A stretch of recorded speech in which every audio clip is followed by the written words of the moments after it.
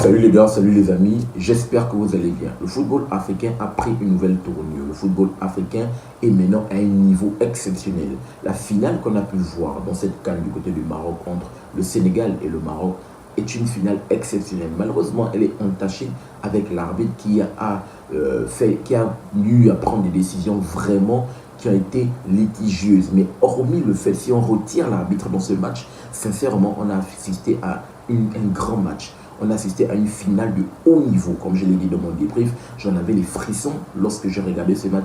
Tellement la qualité technique, les joueurs, la qualité technique, la tactique de la part des entraîneurs était vraiment à un niveau exceptionnel. Et dans cette vidéo, je veux qu'on revienne rapidement par rapport aux entraîneurs parce que je pense qu'il faut qu'on accorde maintenant, hormis le fait que le football africain est en train de prendre un niveau exceptionnel, mais je pense également que les entraîneurs également sont en train d'élever le niveau. Et j'aimerais qu'on revienne rapidement par rapport, bien évidemment, aux entraîneurs africains. Parce qu'il faut le dire, c'est les 4 dernières éditions de la CAN.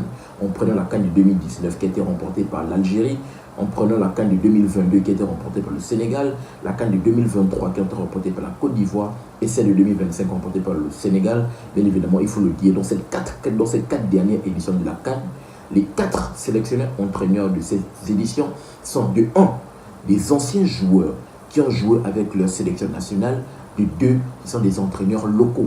1, Djamel Belmadi avec l'Algérie, il a joué bien évidemment avec cette équipe des Fennecs de l'Algérie et bien sûr, quelques années plus tard, il coach la sélection. Il a remporté, bien évidemment, je pense, la deuxième étoile du côté de cette équipe des Fennecs de l'Algérie. Incroyable. Autour, bien évidemment, d'une équipe des Fennecs de l'Algérie qui a complètement dominé, bien évidemment, le continent avec un nombre incalculable de victoires. Je pense autour de 35 matchs. Aucune défaite.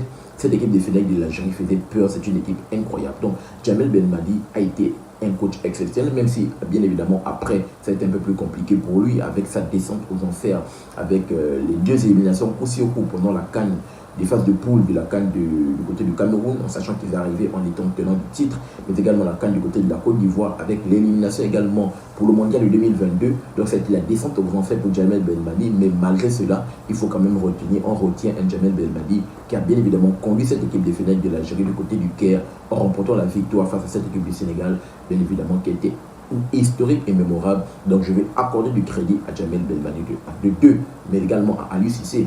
Aliou Cissé avec cette équipe des Lions, de la Teranga du Sénégal du côté du Cameroun, après la finale perdue du côté de l'Égypte face à l'Algérie que je viens de rappeler.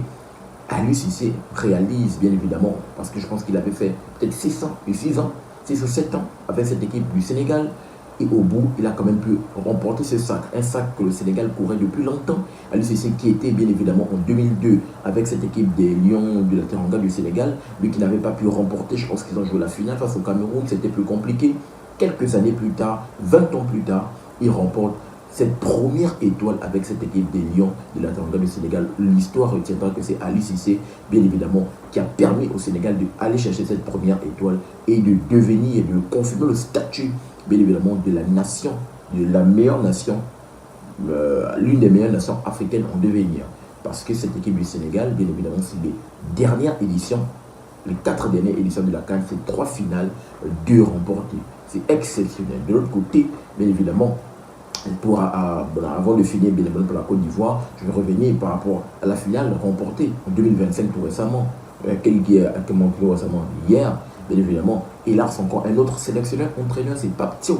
Pape Thiaw qui a également joué, je pense qu'il était de la même génération que Aliou Cissé, lui également, qui permet, il n'est même pas ici, il n'est même pas que Aliou Cissé, il est dans la continuité. Il permet à cette équipe sénégalaise d'aller chercher cette deuxième étoile dans une finale historique que le football africain n'oubliera jamais. De 1, par rapport à la qualité technique du football proposé, la qualité bien évidemment des joueurs, de la tactique, mais de 2, par rapport à l'arbitrage malheureusement qui a entaché cette rencontre et de tout ce qui a pu s'en suivre autour de cette finale qui était historique et mémorable. Donc, bien évidemment, Pape Thiaw également, qui est un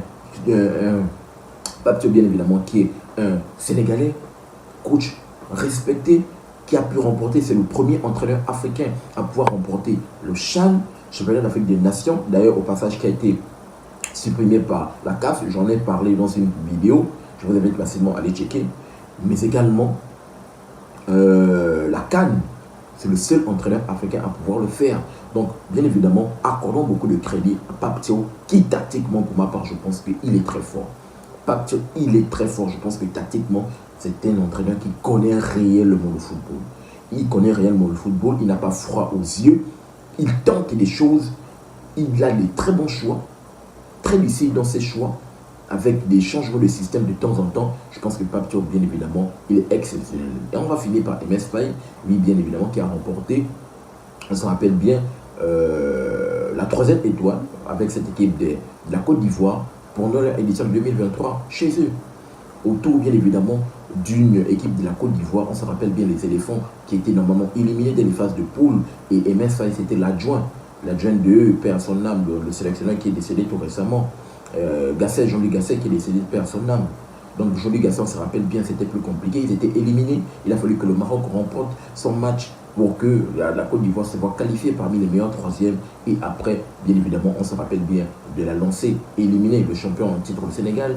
Ensuite, ils vont rencontrer, je pense, le Mali, qui vont éliminer le Mali, ils vont éliminer la RDC, ils vont éliminer le Niger en finale de cette Coupe d'Afrique des Nations. Incroyable. Et MS Faye également qui a joué, il était un joueur, un ancien du côté de la Côte d'Ivoire. Et lui également, quelques années plus tard, il est le sélectionneur entraîneur. Donc, pour finir, j'aimerais qu'on accorde tellement beaucoup de crédit et de respect aux entraîneurs africains.